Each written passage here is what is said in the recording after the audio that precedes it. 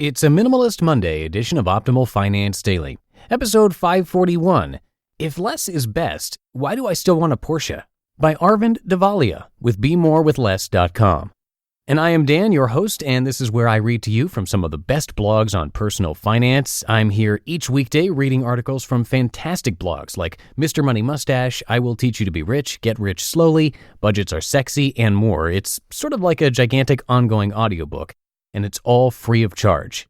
Now, today's post comes from Be More With Less, that's Courtney Carver's site, but this post is from a guest writer, Arvind, the writer behind Make It Happen, where he blogs about how to get where you want fast. But before we get to Arvind's post, this part of Optimal Finance Daily is brought to you by ZipRecruiter, the smartest way to hire. 80% of employers who post a job on ZipRecruiter get a quality candidate through the site in just one day. You can try it for free. Simply go to ziprecruiter.com/OFD. That's ziprecruiter.com/OFD. But for now, let's get right to today's post as we optimize your life. If less is best, why do I still want a Porsche? By Arvind Devalia with BeMoreWithLess.com. What's the one thing you have always wanted? For me, it's a Porsche. Yes, really. Like Courtney Carver and many of the regular readers here on Be More With Less, I aim to live a minimalist lifestyle. Over the last few months, I have been madly jettisoning things from my life, from crockery to commitments. My family thinks I'm crazy not to keep at least a couple of dozen teacups. They can't understand how I could get by on just 4. If you're a regular reader here, you will know that we don't need most of the things we accumulate. Excess stuff crowds our space, clutters our minds, and separates us from the knowledge of what's important. And it's financially draining. Less is more, and clearly less is best. However, I still love my gadgets and my fancy goods, and I crave a shining toy, the ultimate for me, a Porsche. Ever since a silver Porsche whizzed past me on a Swiss mountain road a few years ago, I have coveted one. I mentioned this to a friend recently, and she was astounded that a supposed minimalist like me would have aspirations of owning a car like a Porsche. As I said to my friend, being a minimalist is not just about how little or how much stuff you have, but also about having those things that are important to you. Minimalism doesn't preclude or prohibit indulging one's desires, appreciating an object of quality, or purchasing something at an exorbitant price. If you are a hardcore minimalist, that's great, but that doesn't mean judging those people who choose to invest their money and dreams in, say, a Porsche. Why would I want a Porsche in the first place? Well, here are my reasons for wanting a Porsche. The sheer thrill of speed and excitement. If you've ever been in a fast car on an open road, you'll know just what I mean. Having things of the highest quality. Minimalism means fewer things, not cheap or shoddy things. It doesn't mean that we always have to compromise.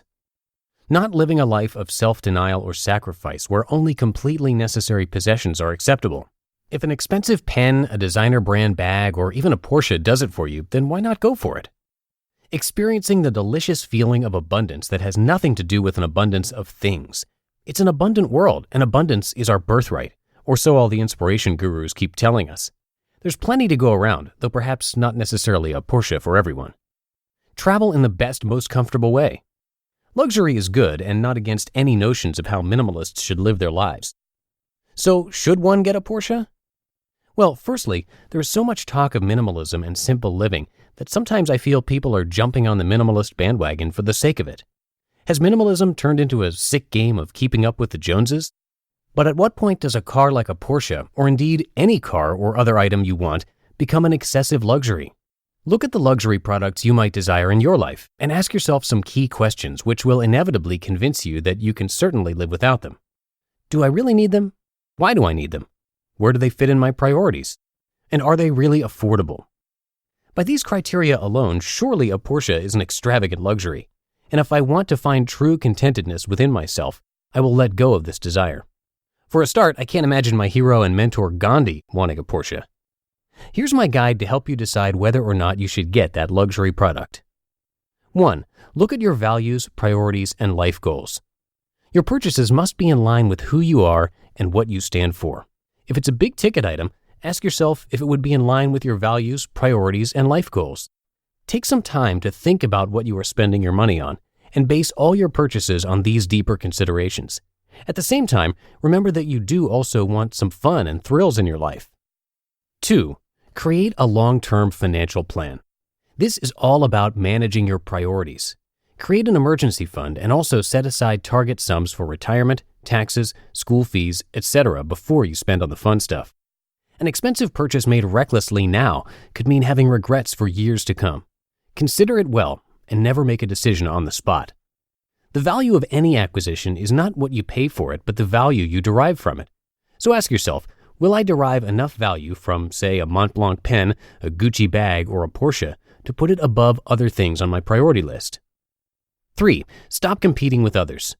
Never ever buy stuff just to keep up with the Joneses, the Patels, or the Cohens, or whoever it is in your community who are seen as the trendsetters. If you do this, you will end up in a never-ending game that will become more and more costly. You just cannot win. Buy consciously and look at the bigger picture. And if that picture still allows you to get your Porsche, then go for it. 4. Ignore the media hype and illusions of grandeur.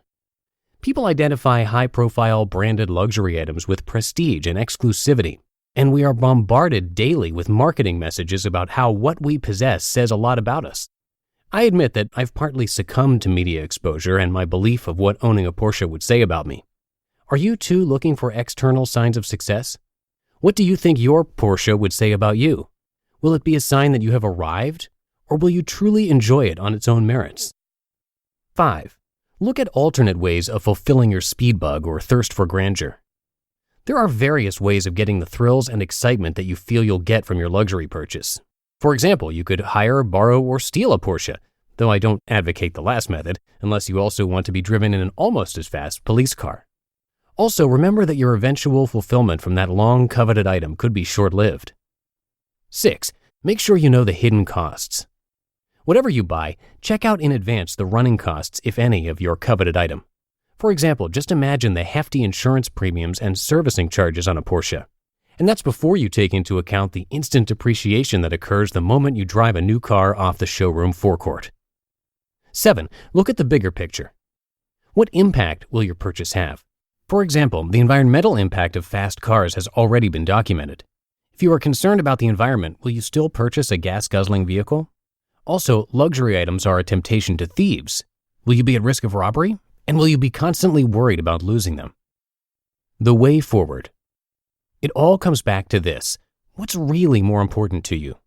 At the end of the day, money is just a tool to help you create and live the type of life you want. If you know what you truly want in your life, and that happens to be a Porsche, and you have created the financial means for it, then go get it.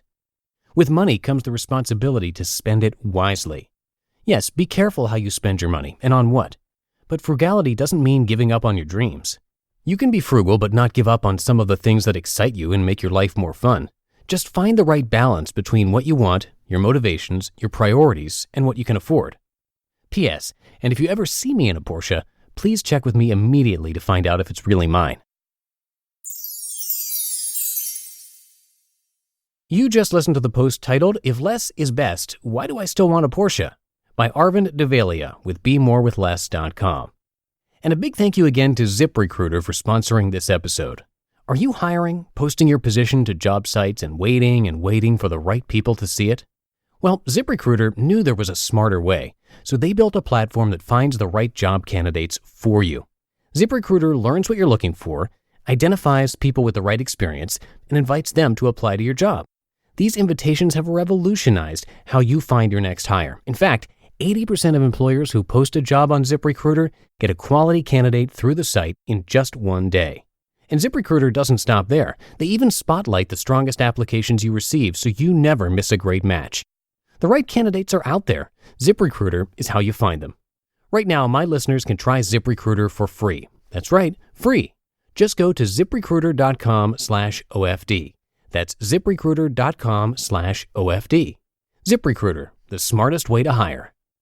And again, Arvind is a guest author on Courtney Carver's site, and he has a blog called Make It Happen, which is all about getting what you want fast. You can find that at arvinddevalia.com, and that is linked in this episode's description and at oldpodcast.com.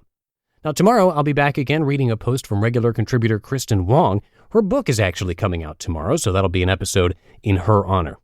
And that's going to do it for another Minimalist Monday show. Have a great rest of your day, and I will see you right back here tomorrow. Same time, same place. That's where your optimal life awaits. Hello, Life Optimizer. This is Justin Malik, creator and producer of this podcast, but also Optimal Living Daily, the show where I read to you from even more blogs covering finance, productivity, minimalism, personal development, and more from incredible bloggers like Derek Sivers, Zen Habits, Mark and Angel, The Minimalists, and all the ones you hear on this show too. So if you enjoyed today's episode and like taking amazing blogs on the go, come on over to Optimal Living Daily and subscribe to that one too. And together, we'll start optimizing your life. You've been listening to Optimal Finance Daily. Be sure to hit the subscribe button to stay up to date on each new episode and head to oldpodcast.com. That's OLDpodcast.com for a free gift as well as more actionable tips and resources to help you maximize your potential. Thanks for joining us, and remember, your optimal life awaits.